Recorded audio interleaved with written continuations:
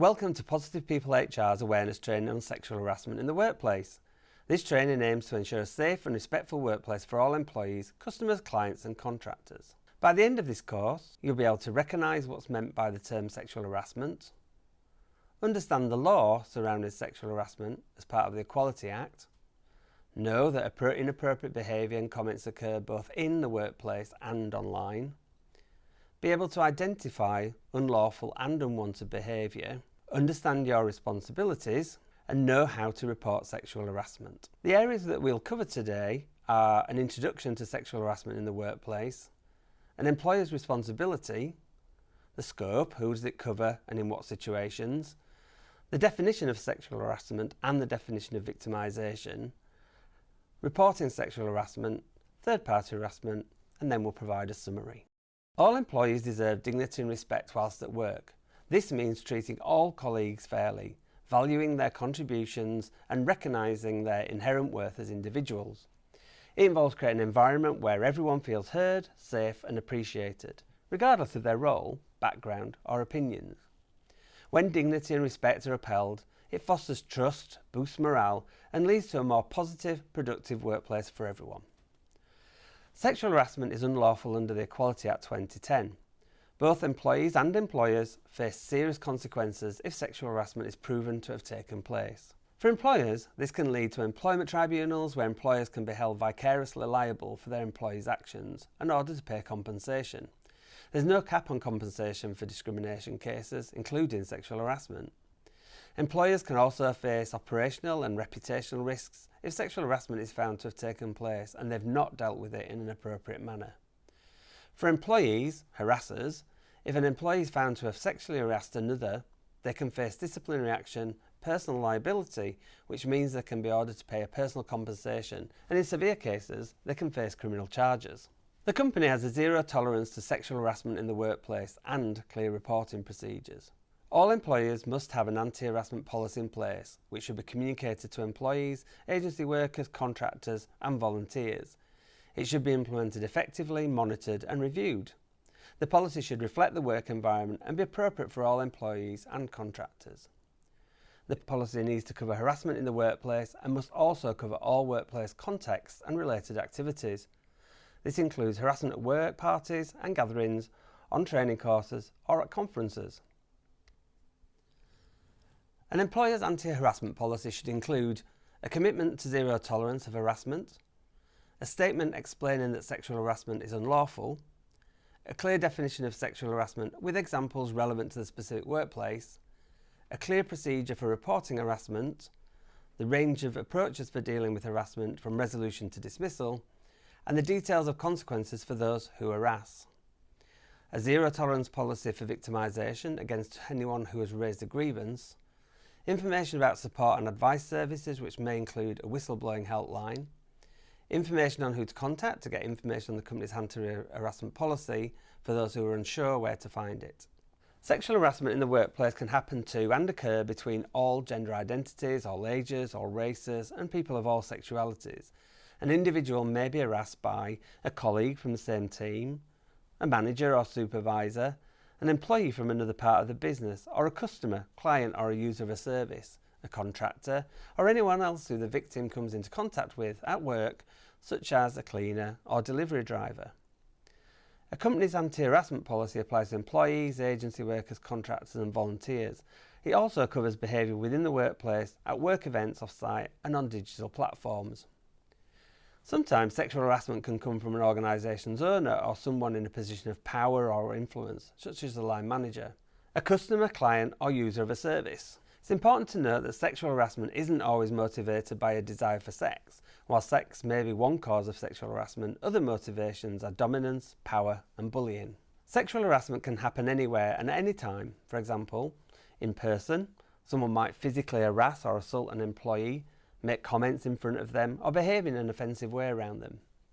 Online, such as through emails, social media, text messages or workplace internal messaging system. Without the victim being present, for example if somebody makes a sexual joke about you when you're not around. Outside of the workplace, sexual harassment isn't limited to happening on work premises. It can be workplace harassment if someone from work is involved. Incidents affecting work suitability. This refers to being in a role that involves children or vulnerable adults. A company's anti-harassment policy covers all these locations and scenarios, not just in the physical workplace. What is sexual harassment? Sexual harassment occurs when there are any unwanted behaviours or comments of a sexual nature which has the effect of violating someone's dignity or creating an intimidating, hostile, degrading, humiliating or offensive working environment for the person concerned. Although it can happen anywhere, sexual harassment is particularly prevalent in workplaces. In recent years, the global #MeToo movement, started by activist Tarana Burke, uncovered the scale and impact of sexual harassment at work all over the world. As a result, sexual assault and harassment have received much greater press coverage, and many people have taken to social media to share their own experiences. A particularly notable case with high media coverage was the sexual assault claims against film producer Harvey Weinstein in 2017, for which he's been convicted and imprisoned. So let's look at some examples of sexual harassment. Many of us will have been victims of sexual harassment in our lives. These are just a few examples of sexual harassment that happen every day. Someone is walking down the street and gets wolf whistled at. Maybe someone's called for their attention and laughed or jeered at them from afar. Someone comments on a person's clothing and how it makes them look. They may encourage that person to wear a specific piece of clothing, like a short dress or a tight-fitting t-shirt. Someone makes another person the subject of a sexual joke. Maybe they banter about someone else's sexuality or laugh about their lack of knowledge or experience. Someone touches someone else without permission. It might be an unwanted hand on an arm or leg at work, or maybe someone has their waist grabbed on a work night out. There are lots of misconceptions about what sexual harassment is, and it can be misinterpreted, making it harder for victims to report. Some common myths include, it's always men harassing women. This is incorrect. Anyone, regardless of their sex or gender identity, can be the harasser or the victim. Harassment can happen between people of the same or different identities. Harassment requires touching. Sexual harassment doesn't have to be physical. It can be spoken or written words, or creating a feeling of hostility, embarrassment or discomfort for someone. It wasn't harassment, it was a compliment. Even if somebody intends their comment or action to be flattering, it can still be offensive if it's unwanted. Something can be classed as sexual harassment even if it wasn't intended to be. It wasn't harassment, it was a joke. Sexual harassment is often justified as being banter or a joke, but if it causes the recipient to feel humiliated or uncomfortable in any way, then it's harassment. Excluding someone isn't harassment. Actively excluding an employee from activities, office chat or other matters regardless of their sexual identity or gender is also harassment. Other examples include sexual harassment only happens when there's a power difference, like between a manager and an employee. While sexual harassment can result from a power imbalance, it's just as likely to happen between peers.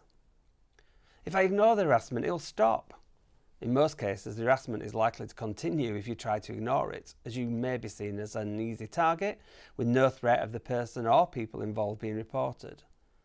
Sexual harassment should never be ignored, either by the victim or witnesses, as this allows the behaviour to continue and may mean more people become affected by it. The behaviour has to happen more than once for it to be harassment. Sexual harassment may consist of repeated acts, or it may just be a single incident. There's no set number of times that it needs to happen for it to be defined as sexual harassment. The person being harassed is the only victim. This also isn't true, as anyone who witnesses or is aware of this harassment is also likely to be a victim, as the discomfort or humiliation can be just as impactful on them. The behaviour doesn't have to be directed at a specific person either. So who's vulnerable to sexual harassment? Anyone can become a victim of sexual harassment, and the harassers often choose their victims carefully. They may be a subordinate to them in a lower position of authority, younger than them. It might be someone who think is passive and not assertive.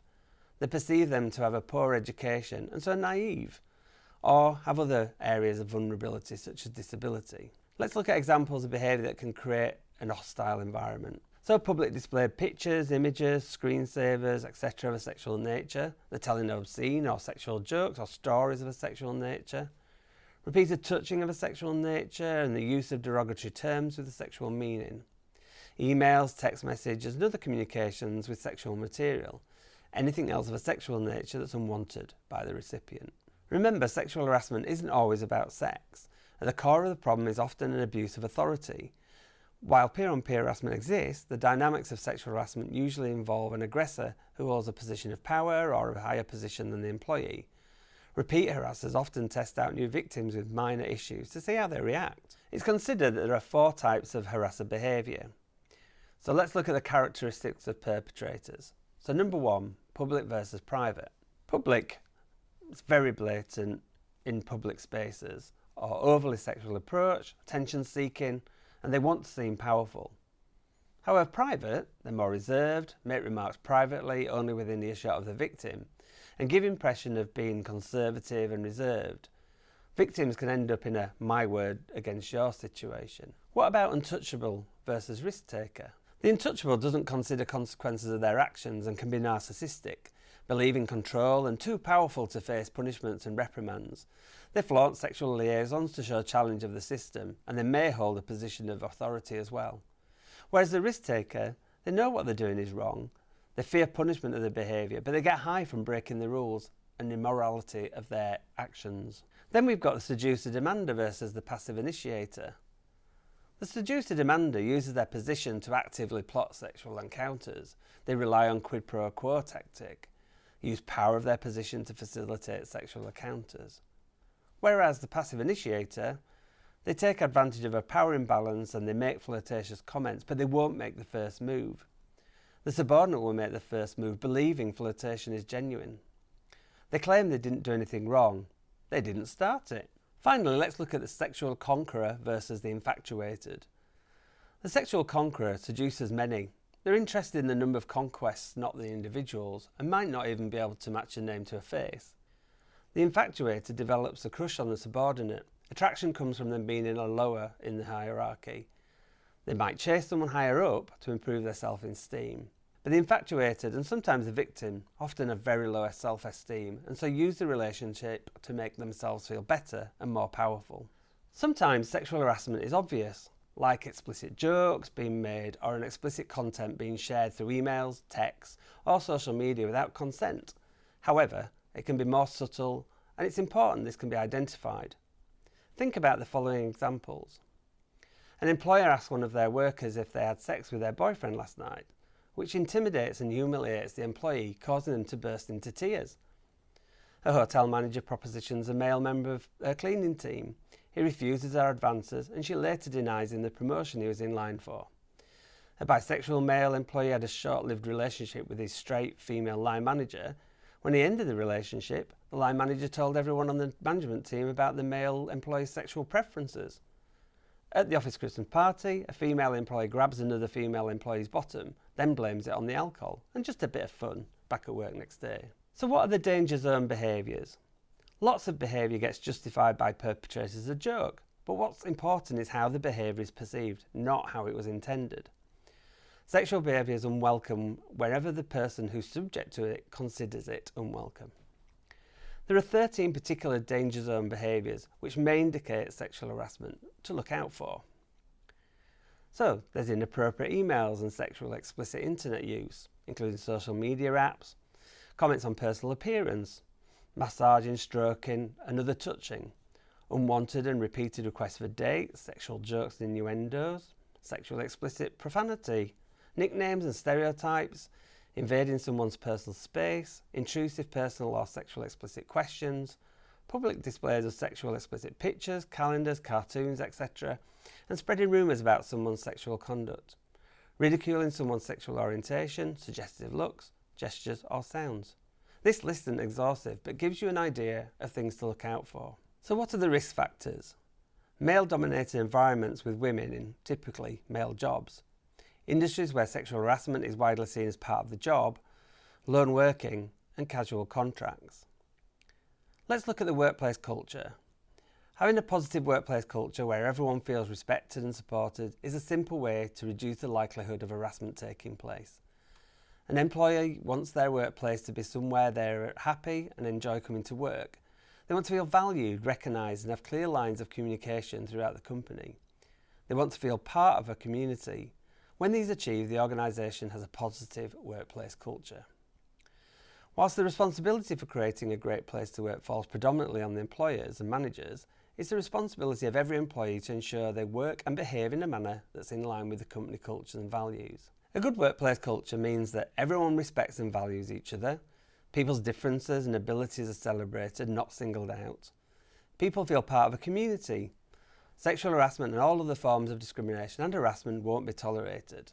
There's a clear, fair and proactive system for reporting concerns, and there are mechanisms in place to listen to employees' opinions, such as employee surveys. A sexual harassment policy is the formal document that outlines an organisation's commitment to preventing and addressing sexual harassment in the workplace. The policy sets out a company's zero-tolerance approach, defines what constitutes sexual harassment, and explains how employees can report concerns safely and confidentially. Third-party harassment occurs when an employee is harassed by someone who is not a colleague, such as a customer, client, contractor, or a member of the public, while carrying out their work. In the UK, employers have a legal duty under the Equality Act 2010 to protect employees from harassment, including from third parties, especially when it relates to protected characteristics such as race, gender, religion or disability. Even though changes to the law have shifted over time, employees are still expected to take reasonable steps to prevent such incidents and respond effectively when they occur. Prevention starts with creating a workplace culture that clearly communicates zero tolerance for any form of harassment. If an employee experiences harassment from a third party, they should report it to their line manager or HR as soon as possible. The report should include details of the incident, what happened, when, where and who was involved. Employees should follow their company's policy for reporting third-party harassment. What are your responsibilities? As an employee, you should take an active role in the prevention of sexual harassment. To do this, there are 5 key areas in which you can take responsibility. These are to understand, observe, examine, confront and support. The first responsibility is to understand. To do this, you can become familiar with your workplace anti-harassment policy, understand where it's kept, how to view it and what information it contains. Think about what you consider to be sexual harassment and whether your ideas about attitudes, actions and behaviours are in line with your company's policy. Ensure that your own behaviour corresponds with the expectations of your company's policy. If you have any concerns, you can talk to your manager or to the HR team. The second responsibility is to observe. To do this, you should be aware and conscious of your own behaviour at work. Could any of your own actions be classed as sexual harassment? Be sensitive to individuals who may be offended by different types of behaviour. Something that's acceptable in your own friendship group may be offensive to others. Be aware of sexual harassment that is both obvious and subtle.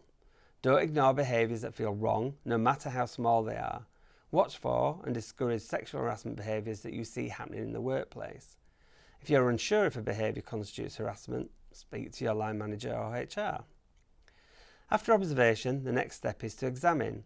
To do this, you can pay attention to any behaviour that you feel could be sexual harassment and recognise how people react to it. Examine your own behaviour and comments, and do you ever unintentionally make someone feel uncomfortable? Never take sexual harassment lightly. If you think you're being sexually harassed or witnessing it happening, you must report it. After observation, the next step is to examine. To do this, you can pay attention to any behaviour that you feel could be sexual harassment and recognise how people react to it. Examine your own behaviour and comments. Do you ever unintentionally make someone feel uncomfortable? Never take sexual harassment lightly.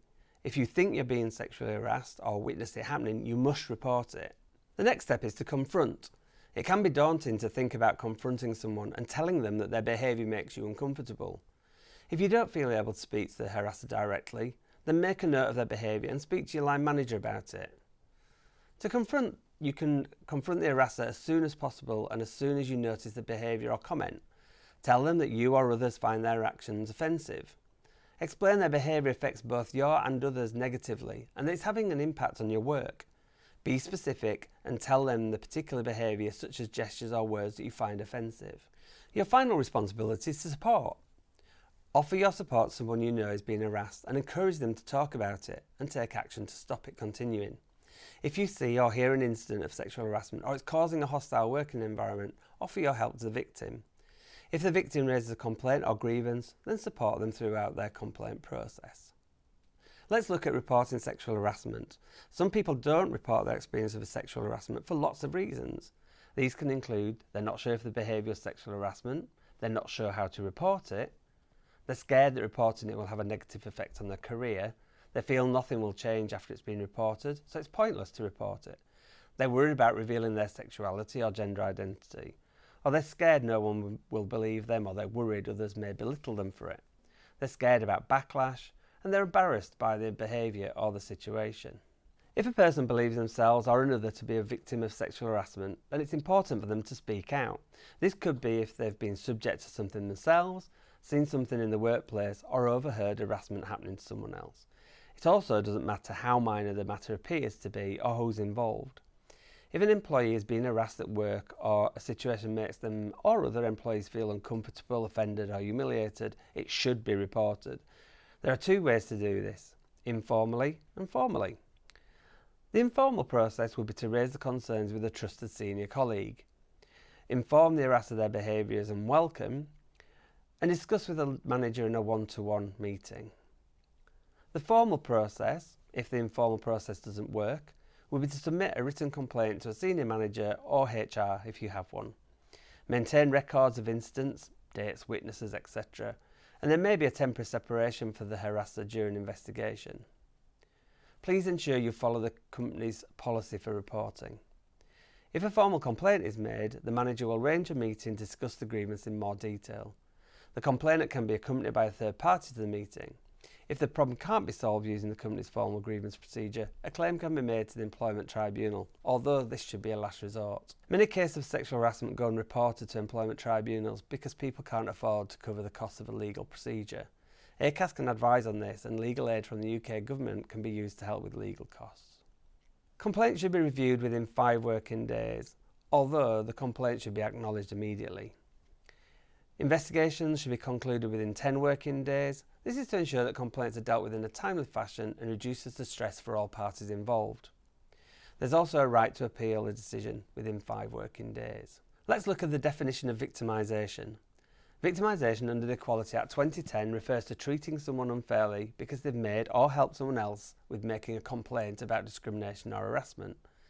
The legal definition is that victimisation happens when someone is subjected to a detriment because they've made a complaint or raised a grievance under the Equality Act, they've given evidence or information in connection with a complaint, done anything else in connection with the Equality Act like supported a colleague's claim, or alleged that someone has contravened the Act.